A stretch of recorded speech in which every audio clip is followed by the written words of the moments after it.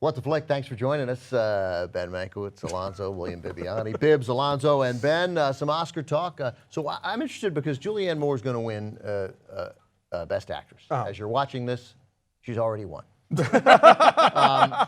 And the odds are overwhelming, and I just, off the top of my head, I can't think of it, but you guys will be better equipped to come up with this answer.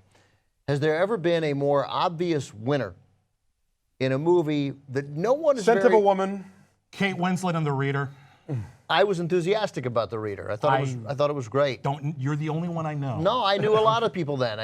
Scent of a Woman. Scent of a Woman, again. But that was popular. The Color of Money? Those are popular movies. Well, okay. This movie is a combination of not that well liked, not hated generally, although I think some did, but also not seen. It's a The Affliction. Oh, there you go. The Affliction. Was not Affliction. I'm sorry, just Affliction. Affliction. Yeah, the James Coburn's supporting actor. That was one again, where everyone's like, supporting actor, and that was a Lifetime Achievement Award. Right. Well, and so is Julianne Moore at this point. This is. I mean, not like you'll be dead soon, but definitely like, oh my God, we forgot to give you one. This reeks of every other year you were nominated, there was someone who was more of a showstopper, and this is finally the year when all the competition is kind of in. Yeah. There's an apocryphal quote, I think it's attributed to Katharine Hepburn, but who knows who actually said it, which was that the right people win Oscars, but never for the right movies. Right. And not that she doesn't deserve it for Still Alice. I think she gives an extraordinary performance. She does. I like the movie. I just can't in good conscience tell anybody to see it. No, I could do that, but it's a film I could recommend once you explain exactly what they're in for, you know. But I think that this isn't one of those. I don't know anyone who would hear that and explanation and then go see it. Do you like Lifetime original movies and just wish there was one amazing performance in it? That's what you get with Still That's a little It's reductive, but it's that kind of genre. Yeah, I mean, I would say if you got through Away from Her and didn't kill yourself, then you'll like this one too.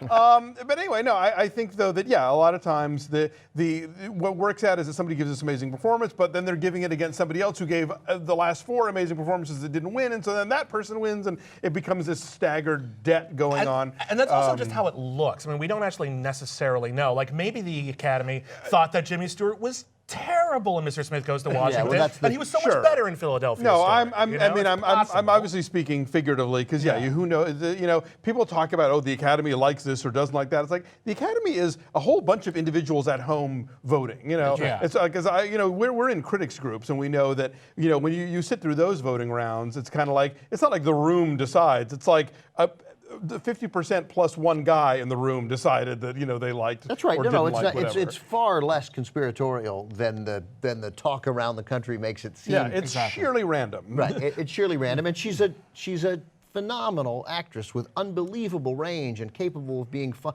I mean, and she nails this. This woman, to see her with Alec Baldwin in this, and having seen her with Alec Baldwin in these wonderful scenes in 30 Rock. Right. I mean, this is a great actress, a great actress, and no one is going to be no one who cares about movies and cares about acting is going to think, how dare Julianne Moore has an Oscar. How dare she? She's lifting the boat of Kristen Stewart in this movie, for God's sake. Kristen Stewart's fine. She is fine, but I'm just saying, not for nothing. I think Julianne Moore has a lot to do with maybe the fact other person in that scene with her. And the fact that this is the movie where I thought that Kristen Stewart, I was like, oh well, she's pretty good, and you're probably right. There's a great deal of that to do with who she's playing off of. She's not playing off of a wooden plank and sparkle makeup. Right. Yeah.